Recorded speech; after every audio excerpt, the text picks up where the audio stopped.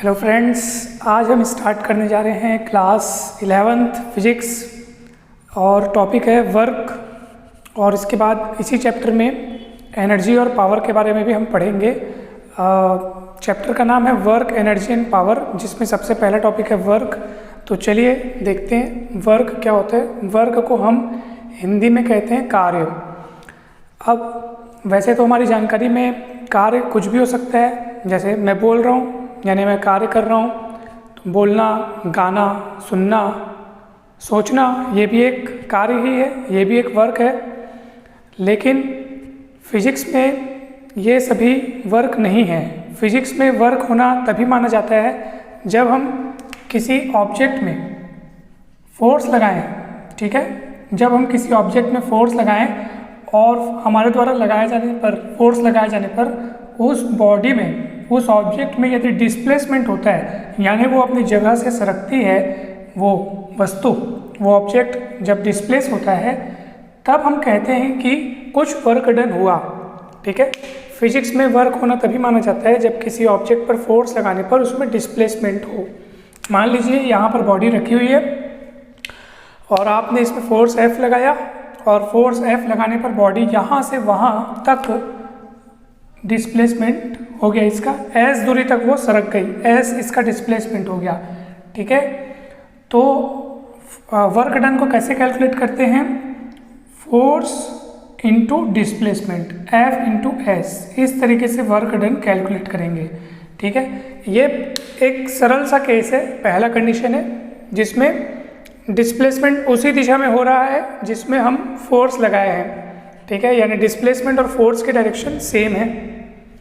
Second case ये आता है कि मान लीजिए अगर डिस्प्लेसमेंट और फोर्स की डायरेक्शन सेम नहीं है, यानी दोनों के बीच कुछ एंगल बना हुआ है। अभी तो एंगल सेम है, फोर्स भी उसी दिशा में है, देख लीजिए, और डिस्प्लेसमेंट भी उसी दिशा में ही हुआ है, यानी दोनों के बीच एंगल यहाँ पे 0 डिग्री है। तब हम ये सिंपल फॉर्मूला लिख लेते हैं F into S, force into displacement. ये जो हम अभी ये वाला जो टॉपिक पढ़ रहे हैं उसमें जो फोर्स लगाया जा रहा है वो कांस्टेंट फोर्स है, यानी अभी हम work done bye a constant force को देख रहे हैं। एक और फिर टॉपिक आता है work done bye a variable force, जिसका हम अध्ययन बाद में करेंगे। तो अभी सेकंड केस क्या हो सकता है कि यदि फोर्स और डिस्प्लेसमेंट की डायरेक्शन सेम न हो, बल्कि अगर उनके बीच कुछ एंगल बना हो, तो क्या होगा? जैसे मान लीजिए कि ये ऑब्जेक्ट है और इस पर फोर्स लगाया जा रहा है हॉरिजॉन्टल से थीटा डायरेक्शन में, देख सकते हैं आप। और मान लीजिए ऑब्जेक्ट का डिस्प्लेसमेंट इस दिशा में हुआ, यहाँ से यहाँ तक, यानी डिस्प्लेसमेंट की डायरेक्शन इधर है। ठीक है, फोर्स लगा रहे हैं उधर, डिस्प्लेसमेंट हो रहा है इधर, यानी कि दोनों की डायरेक्शन सेम नहीं है, अलग अलग है, दोनों के बीच कुछ एंगल बना है। अब क्या किया जाएगा? तब हम वर्क की डेफिनेशन कैसे लिखते हैं, ध्यान से देखिए। हम क्या करेंगे, फोर्स को 2 कंपोनेंट में डिवाइड करेंगे, क्योंकि जब भी कोई राशि, जब भी कोई फिजिकल क्वांटिटी हॉरिजॉन्टल या वर्टिकल से कुछ एंगल बनाते हुए हमको दिखती है, तो हम उसको 2 कंपोनेंट्स में डिवाइड कर सकते हैं। तो यहाँ पे फोर्स का 2 कंपोनेंट बनेगा, F साइन और F कॉस। तो वर्टिकल कंपोनेंट से भी मतलब नहीं है, बिकॉज हमको उस कंपोनेंट से मतलब है जो डिस्प्लेसमेंट के डायरेक्शन में जाएगा। तो डिस्प्लेसमेंट की डायरेक्शन में जो कंपोनेंट जाएगा वो रहेगा F cos theta. Cos theta इधर क्यों आया? क्योंकि हमको पता है कि जिस तरफ थीटा बनता है उधर कॉस थीटा आता है। वैसे तो इसका एक कंपोनेंट ऊपर भी जाएगा, F साइन थीटा, लेकिन हमको उस कंपोनेंट को देखना है जो डिस्प्लेसमेंट की डायरेक्शन में आया है। तो डिस्प्लेसमेंट की डायरेक्शन में आया है F कॉस थीटा, थीटा इधर है इसलिए कॉस थीटा इधर आया। ठीक है, अगर थीटा उधर होता तो कॉस थीटा उधर देते हैं, मगर अभी थीटा मैं ये वाला मान के चल रहा हूँ, यानी F और S के बीच जो एंगल बना है वो थीटा है। अब वर्क की डेफिनेशन कैसे लिखते हैं? Component of force along direction of displacement, यानी फोर्स का वह कंपोनेंट जो डिस्प्लेसमेंट के डायरेक्शन में आया हुआ है, और डिस्प्लेसमेंट का मैग्नीट्यूड। ठीक है, मैग्नीट्यूड कह रहा हूँ इसलिए मैं एरो का साइन नहीं लगा रहा हूँ, तो S बस लिखेंगे, यानी ये हो जाएगा F S कॉस थीटा। और एफ एस कॉस थीटा यानी ये स्केलर प्रोडक्ट का डेफिनेशन है, ये हो जाएगा F vector dot S vector. तो इस तरीके से हम वर्क को कैलकुलेट करते हैं, फोर्स और डिस्प्लेसमेंट का स्केलर मल्टीप्लिकेशन यानी डॉट मल्टीप्लिकेशन। और हम जानते हैं कि दो वेक्टर्स का डॉट प्रोडक्ट हमेशा एक स्केलर क्वांटिटी होता है, इसलिए आप इस बात को सुनिश्चित कीजिए कि work is always a scalar quantity. ठीक है, वर्क एक स्केलर क्वांटिटी होगा और इसका ऐसा यूनिट है जूल, जे से लिखते हैं अपन। न्यूटन मीटर भी कह सकते हो, क्योंकि देखो फोर्स का यूनिट न्यूटन होता है और डिस्प्लेसमेंट का ऐसा यूनिट जो है मीटर। फोर्स का ऐसा यूनिट न्यूटन और डिस्प्लेसमेंट का ऐसा यूनिट मीटर, इसलिए हम वर्क का एक यूनिट ये भी लिख सकते हैं न्यूटन मीटर, और जिसको हम जूल भी कहते हैं। और CGS सिस्टम में इसका यूनिट होता है अर्ग। ठीक है, तो 1 जूल इज इक्वल्स टू 10⁻⁷ अर्ग।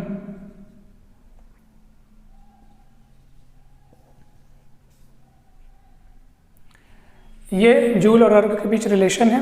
डायमेंशनल फार्मूला निकाल सकते हैं आप आसानी से उसका। फोर्स का डायमेंशनल फार्मूला हो गया आपका mL_t-2 और डिस्प्लेसमेंट के लिए हम लिखेंगे L, तो ये L स्क्वायर हो जाएगा, तो L2t-2 और m। तो इस तरीके से वर्क का डायमेंशनल फार्मूला तैयार हो गया। अब हम यहाँ पर वर्क के 3 प्रकारों को डिफाइन करेंगे, है ना, 3 टाइप्स ऑफ वर्क, और वो सारे के सारे बेस्ड होंगे इस फॉर्मूले पे। ये जो वर्क का हमने डेफिनेशन यहाँ पे दिया है उस पे बेस्ड होंगे वर्क के 3 टाइप्स। तो चलिए हम उनको अध्ययन करते हैं।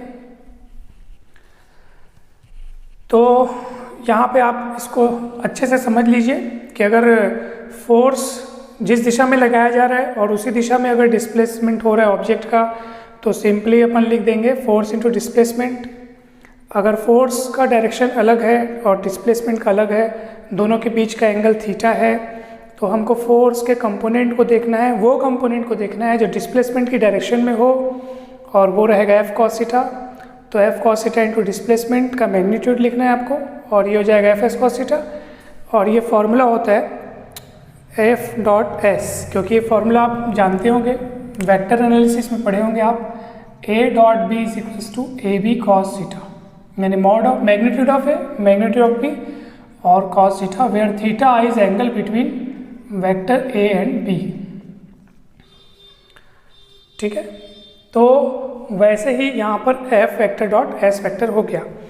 अब देखेंगे कि वर्क को कितने प्रकार से बांटा गया है, कितने प्रकार में बांटा गया है, तो हम इसको देखेंगे। ध्यान दीजिए, हमने अभी देखा कि W की डेफिनेशन है F डॉट S यानी कि एफ एस कॉस थीटा। अब देखेंगे यहाँ पर वर्क को बांटा गया है 3 प्रकार से। पहला है पॉजिटिव वर्क, दूसरा है नेगेटिव वर्क और तीसरा है जीरो वर्क। ठीक है, जीरो। तो पॉजिटिव वर्क कब होगा? जब W की वैल्यू पॉजिटिव होगी। तो W की वैल्यू पॉजिटिव कब होगी? यहाँ पर F और S नहीं, पूरी कहानी जो डिपेंड है वो है थीटा पे। तो थीटा की वैल्यू क्या हो जिससे कॉस थीटा पूरा पॉजिटिव हो? तो थीटा की वैल्यू हमेशा याद रखिएगा, ये 90 डिग्री से कम और 0 या 0 से ज़्यादा। 90 से कम इसलिए क्योंकि कॉस अगर 90 डिग्री रख देंगे तो 0 होता है, और थीटा की वैल्यू और कुछ भी रख दो, 0 या 0 से बड़ी रखो और 90 से छोटी रखो, तो इस केस में कॉस थीटा जो है वो पॉजिटिव आता है। जैसे कॉस 0 आता है 1, कॉस 30 डिग्री होता है √3/2, कॉस 60 होता है 1/2, यानी पॉजिटिव आपको मिलेगा। तब आप कहेंगे कि हाँ वर्क डन पॉजिटिव है। तो वर्क डन पॉजिटिव होने के लिए थीटा को होना चाहिए 0 से 90 के बीच, जिसको हम एक्यूट एंगल कहते हैं। एक्यूट एंगल है ना, एक्यूट एंगल होगा अगर थीटा 90 से कम है तो। अब हम इसका मतलब क्या है इसको भी अच्छे से जान लेते हैं। तो पॉजिटिव वर्क का हमारे पास एक अच्छे से डेफिनेशन मिल जाएगा। थीटा 90 से कम हो और 0 से ज़्यादा हो, 0 या 0 से ज़्यादा हो, इसका मतलब ये है कि फोर्स जैसे ये ऑब्जेक्ट है और इस पर फोर्स लग रहा है F और इधर डिस्प्लेसमेंट हो रहा है, तो ये थीटा बन गया। अब दिख रहा है आपको थीटा 90 से कम, तो ऑब्वियस सी बात है कि फोर्स के जब भी दो कंपोनेंट अपन डिवाइड करेंगे तो एक कंपोनेंट तो ऐसे जाएगा और एक कंपोनेंट अवश्य ही डिस्प्लेसमेंट की डायरेक्शन में मिलेगा। यानी कि हम पॉजिटिव वर्क को इस तरीके से डिफाइन कर सकते हैं कि अगर किसी ऑब्जेक्ट पर जो फोर्स लगाया गया है उस फोर्स का अगर कोई कंपोनेंट डिस्प्लेसमेंट की डायरेक्शन में मिल रहा है तो समझ लीजिए वो वर्क कहलाएगा पॉजिटिव वर्क। ठीक है, पॉजिटिव वर्क के एग्जाम्पल के रूप में आप बहुत सारे एग्जाम्पल को देख सकते हैं। जैसे मान लीजिए कोई बॉडी फ्री फॉल यानी एकदम गिर रही है, फ्री फॉल हो रहा है, तो यहाँ पे work done by gravitational force is positive. क्यों? क्योंकि हम जानते हैं कि जो अर्थ की जो ग्रेविटी है, ग्रेविटेशनल फोर्स है, वो हमेशा डाउनवर्ड्स, वर्टिकली डाउनवर्ड्स लगता है। और ऑब्जेक्ट, मान लीजिए ऑब्जेक्ट है तो उसको भी मैं छोड़ दूंगा।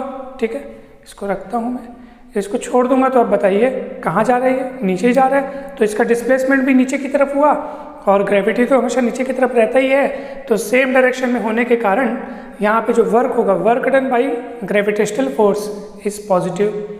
दूसरा एग्जाम्पल देख सकते हैं, जैसे मान लीजिए आप किसी चीज़ को सरका रहे हैं। जैसे मान लो कोई हॉर्स किसी गाड़ी को खींच रहा है, कोई घोड़ा किसी गाड़ी को खींच रहा है, तो यहाँ पे उसके द्वारा जो वर्क डन होगा वो भी पॉजिटिव होगा, क्योंकि वो जिधर खींच रहा है गाड़ी भी उधर ही जा रही है, तो ये work done bye horse is positive. और क्या एग्जांपल हो सकता है इसका?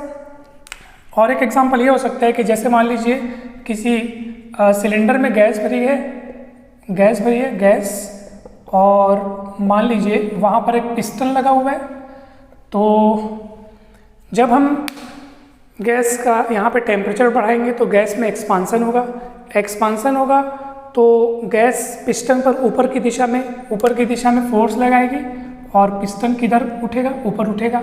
तो यहाँ पे गैस द्वारा जो वर्क डन हो रहा है वो भी पॉजिटिव है, क्योंकि गैस पिस्टन पर ऊपर की तरफ फोर्स लगा रही है और पिस्टन उठ भी ऊपर ही की तरफ रहा है, इसलिए यहाँ पे जो वर्क डन बाय गैस है वो पॉजिटिव होगा। तो ऐसे तमाम एग्जाम्पल हम ले सकते हैं। आइए अब देखते हैं कि वर्क डन नेगेटिव कब होगा। तो जब थीटा की वैल्यू 90 से ज़्यादा होगी और 180 या उससे कम होगी, है ना, 90 डिग्री से ज़्यादा और 180 डिग्री या उससे कम होगी, तो ऐसे केस में कॉस हमेशा नेगेटिव वैल्यू देता है। ठीक है, जैसे कॉस 180 आप लोगे तो -1 मिलेगा, है ना। तो इस केस के बीच यानी थीटा की वैल्यू अगर इतनी के बीच होगी तो वर्क डन नेगेटिव कहा जाएगा। अगर हम डायग्राम बनाकर इसको देखें तो ये कुछ इस तरीके से होगा कि जैसे फोर्स लगाएं आप इस दिशा में और डिस्प्लेसमेंट हो उस दिशा में। ठीक है, तो यहाँ पे जो थीटा बन रहा है आप देख पा रहे हैं 90 से ज़्यादा ही है। अगर दूसरे शब्दों में हम इसको कहना चाहें तो ऐसे कह सकते हैं कि फोर्स का अगर कोई कंपोनेंट डिस्प्लेसमेंट के अपोजिट डायरेक्शन में मिल रहा है, यहाँ पे आप फोर्स को दो कंपोनेंट में डिवाइड करेंगे तो एक जाएगा ऐसे और एक जाएगा ऐसे। हमेशा कोई भी क्वांटिटी को कंपोनेंट्स में कैसे डिवाइड करते हैं, बस वो जिधर दिख रहा है ना, एक कंपोनेंट वर्टिकली और एक कंपोनेंट हॉरिजॉन्टली ले लीजिए आप उसका। ये ऐसे दिख रहा था तो इसको ऐसे से बांट दिए, कोई ऐसे दिखेगा तो उसको ऐसे ऐसे बांट देना, कोई ऐसे दिखेगा तो उसको ऐसे और ऐसे बांट देंगे। तो देखेंगे आप कि एक तो वर्टिकल हो गया। अब इस फोर्स का कोई कंपोनेंट डिस्प्लेसमेंट का अपोजिट डायरेक्शन में मिल रहा है क्या? यस, मिल रहा है, यहाँ पे मिल रहा है अपने को।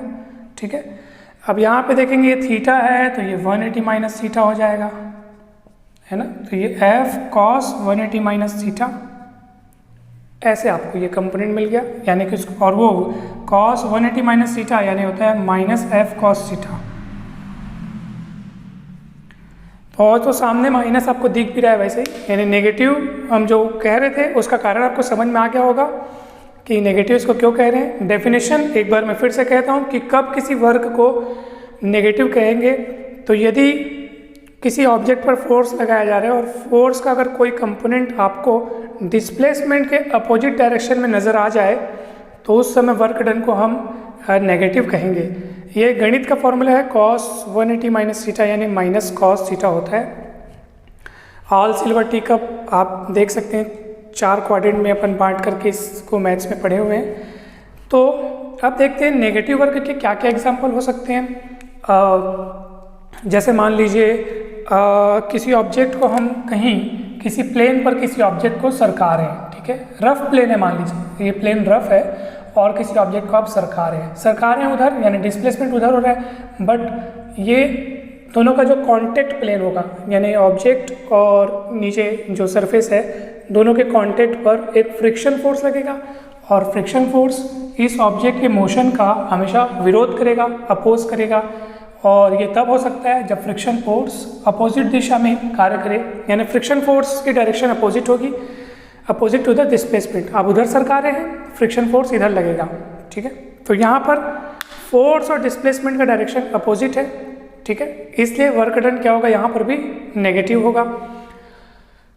दूसरा एग्जाम्पल हम क्या देख सकते हैं कि जब किसी ऑब्जेक्ट को हम उठाते हैं, ये ऐसा क्यों उठाना पड़ रहा है, अपने आप क्यों नहीं उठ रही है, कोई चीज़ अपने आप उठ तो नहीं, अपने आप कोई चीज़ गिर जाती है, छोड़ दोगे तो गिर जाएगी, देखिए, लेकिन अपने आप उठ जाए तो ऐसा नहीं होता, उठाने के लिए हमको वर्क डन करना पड़ता है, ठीक है।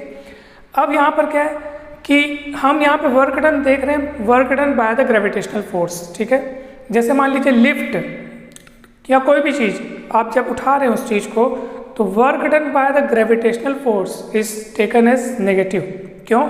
क्योंकि ग्रेविटेशन फोर्स की डायरेक्शन हमेशा ऊपर से नीचे होती है, लेकिन ऑब्जेक्ट को अभी हम कहाँ से कहाँ उठा रहे हैं, नीचे से ऊपर उठा रहे हैं। तो ऑब्जेक्ट उठा रहे हैं नीचे से ऊपर, लेकिन ग्रेविटेशनल फोर्स की डायरेक्शन ऊपर से नीचे, तो यहाँ पर work done by gravitational force जो है वो नेगेटिव होगा, ठीक है। तो इस तरीके से आप नेगेटिव वर्क को बहुत आसानी से एग्जाम्पल इसका दे सकते हैं। तीसरा एग्जाम्पल एक और ये हो सकता है कि जैसे मान लीजिए आप गाड़ी चला रहे हैं और आपने गाड़ी में ब्रेक लगाया, तो ब्रेक लगाने का मतलब आपने फोर्स लगाया, तो यहाँ पे आप फोर्स लगा रहे हैं गाड़ी को रोकने के लिए, गाड़ी को रोकने के लिए फोर्स लगा रहे हैं। यहाँ में इसका अर्थ ये है कि गाड़ी में जो एक्सेलरेशन उत्पन्न होगा, एक्सेलरेशन प्रोड्यूस होगा, वो नेगेटिव एक्सेलरेशन होगा, क्योंकि जिसको अपन रिटार्डेशन कहते हैं, और नेगेटिव एक्सेलरेशन हमेशा अपोजिट दिशा में लगता है। और जिधर एक्सेलरेशन, मान लो गाड़ी उधर चला रहे हैं आप, है ना, उस दिशा में गाड़ी चल रही है, ठीक है, तो गाड़ी चल रही है मान लीजिए उस डायरेक्शन में, और आपने उसमें रिटार्डेशन फोर्स लगाया, वो अपोजिट दिशा में लगेगा, एक्सेलरेशन अपोजिट रहेगा, इसलिए फोर्स भी अपोजिट लगेगा, जिससे गाड़ी कुछ दूरी पर जाकर रुक जाती है। तो यहाँ पे आप ब्रेक लगा रहे हैं, इसलिए फोर्स अपोजिट दिशा का माना जाएगा, ठीक है, क्योंकि वो उस गाड़ी की स्पीड में कमी कर रहा है, इसलिए फोर्स अपोजिट लग रहा है, तभी तो गाड़ी की स्पीड कम हो रही है, लेकिन डिस्प्लेसमेंट अभी भी आगे हो ही रहा है ऑब्जेक्ट का, इसलिए यहाँ पे वर्क डन को यहाँ पे नेगेटिव लेंगे। अब तीसरी बात आती है जीरो वर्क की। तो जीरो वर्क कब कहेंगे ये भी देख लेते हैं। देखिए W का फॉर्मूला होता है F/S cos थीटा। अब इन तीन चीज़ों में से F/S और cos थीटा में से कोई एक भी अगर शून्य हो जाए, कोई एक भी अगर जीरो हो जाए, तो हम पूरे वर्क डन को जीरो ही प्राप्त करेंगे। कैसे? मान लीजिए किसी ऑब्जेक्ट में आपने फोर्स नहीं लगाया तो वर्क डन नहीं होगा, या फोर्स लगाया लेकिन डिस्प्लेसमेंट नहीं हुआ तो भी वर्क डन जीरो होगा, ठीक है। यानी कि या तो F जीरो हो, या फिर S जीरो हो, या फिर दोनों जीरो हो, ये तीन ऑप्शन है, ठीक है। या तो F जीरो हो जाए तो भी वर्क डन जीरो होगा, या तो डिस्प्लेसमेंट जीरो हो जाए तो भी वर्क डन जीरो होगा, या तो दोनों जीरो हो जाए तो भी वर्क डन जीरो होगा। और एक केस है जिसमें वर्क डन जीरो हो सकता है, और वो ये जब थीटा की वैल्यू 90 डिग्री हो, यानी कि ये जो थीटा 90 डिग्री यानी कि फोर्स और डिस्प्लेसमेंट म्यूचुअली परपेंडिकुलर हो। तो चलिए हम इन सभी स्थितियों को थोड़ा थोड़ा सीखते हैं कि ये क्या होता है। मान लीजिए कि कोई ऑब्जेक्ट सर्कुलर मोशन कर रहा है, ठीक है, सेंटर O हो गया, तो हमेशा सर्कुलर मोशन कर रहे ऑब्जेक्ट में एक फोर्स लगता है जिसको हम कहते हैं सेंट्रीपिटल फोर्स, अभिकेंद्र बल। क्योंकि सेंट्रीपिटल फोर्स वह फोर्स है जिसके बिना कोई ऑब्जेक्ट सर्कुलर मोशन कर ही नहीं सकता। तो ये ऑब्जेक्ट अगर कोई सर्कुलर मोशन कर रहा है तो उस पर जो सेंट्रीपिटल फोर्स लगता है उसकी डायरेक्शन हमेशा सेंटर की तरफ होती है, लेकिन ऑब्जेक्ट तो ऐसे चल रहा है, यानी कि उसके डिस्प्लेसमेंट की डायरेक्शन टेंजेंट खींचोगे तो आपको पता चल जाएगा, ठीक है। तो यहाँ पर आप देख सकते हैं कि सेंट्रीपिटल फोर्स लग रहा है सेंटर की तरफ, लेकिन डिस्प्लेसमेंट का डायरेक्शन उधर है। यहाँ पे भी 90 डिग्री बन रहा है, ठीक है। तो थीटा 90 डिग्री हो गया, कॉस 90 जीरो होता है, याद रखेंगे कॉस 90 जो होता है जीरो होता है। तो ये पूरा वर्क डन जीरो मिल जाएगा आपको। और कौन कौन से केस में वर्क डन जीरो होता है? मान लीजिए कोई कूली प्लेटफॉर्म पर अपने सिर पर सूटकेस रख करके चल रहा है, ठीक है। तो सोचिए कूली कितना मेहनत कर रहा है, लेकिन फिर भी फिजिक्स की भाषा में हम कहेंगे कि उसके द्वारा जो वर्क डन हो रहा है वो जीरो होगा। क्यों? चलिए देखते हैं। थोड़ा सा मैं इसका डायग्राम बना लेता हूँ। देखिए, मान लीजिए कि ये कूली है और इसने अपने सिर पर सूटकेस रखा हुआ है। तो ऑब्वियस सी बात है कि सूटकेस का कुछ वेट होगा, और वेट हमेशा, इसका मैं फ्री बॉडी डायग्राम बाजू में बनाता हूँ। ये सूटकेस को बाजू में बना दिया, उसका वेट हमेशा नीचे की ओर, कूली के सर पर उसका वेट हमेशा जो है एक्ट करेगा, है ना, वो कूली के सर पर। तो क्या होगा कि जो उसका सर है वो अपोजिट डायरेक्शन में रिएक्शन देगा। अगर वहाँ कूली ना होता तो सूटकेस नीचे गिर जाता, उसके सिर पर सूटकेस बना हुआ है। इसका अर्थ ये है कि कूली ने अपने सिर के मदद से उसको संभाला हुआ है, यानी कि वो ऊपर की तरफ फोर्स लगा रहा है सूटकेस पर। तो यहाँ पर कूली द्वारा जो उस ऑब्जेक्ट पर फोर्स लगाया गया है वो अपवर्ड डायरेक्शन में होगा, लेकिन ऑब्जेक्ट तो हॉरिजॉन्टली चल रहा है। क्योंकि कूली चल रहा है तो ऑब्जेक्ट का जो डिस्प्लेसमेंट है वो हॉरिजॉन्टली हो रहा है, तो दोनों के बीच का एंगल फिर 90 डिग्री बन गया, है ना। ऑब्जेक्ट उधर चल रहा है क्योंकि कूली के सर पे रखा है और कूली चल रहा है, तो ऑब्जेक्ट का जो डिस्प्लेसमेंट हॉरिजॉन्टल, बट कूली द्वारा ऑब्जेक्ट पर अपवर्ड फोर्स लगाया जा रहा है। अपवर्ड फोर्स क्यों लगाया जा रहा है? उसके वेट के कारण। उसका वेट नीचे, तो कूली द्वारा जो ऑब्जेक्ट पर फोर्स लगा रहे हैं वो ऊपर। तो यहाँ पे फिर से 90 डिग्री बन रहा है, तो वर्क डन आप फिर से जीरो प्राप्त करेंगे। और क्या हो सकता है? जैसे मान लीजिए एक दीवार है और मेरे को इस दीवार को हिलाना है, मैं फोर्स लगा रहा हूँ ऐसा, तो मैं कितना भी फोर्स लगाऊँ ये दीवार हिलने वाली नहीं है। यानी कि फोर्स तो लग रहा है लेकिन डिस्प्लेसमेंट जीरो है। एस जीरो है तो एस जीरो होगा तो भी पूरा जीरो हो जाएगा, तो वर्क डन आपको जीरो ही मिलेगा। तो ये सारे तमाम प्रकार के वर्क डन के एग्जाम्पल हुए। वर्क डन के 3 टाइप्स। जब एक्यूट एंगल बनेगा 0 से 90 के बीच तो पॉजिटिव वर्क, 90 से ज़्यादा बनेगा तो नेगेटिव वर्क, और 90 डिग्री बनेगा तो जीरो वर्क। ये ठीक है। आशा है आपको ये समझ में आया होगा। कहीं भी डाउट है तो पूछ सकते हैं। वीडियो अच्छा लगा हो तो लाइक कीजिए, शेयर कीजिए और चैनल को सब्सक्राइब कीजिए। Thank you very much.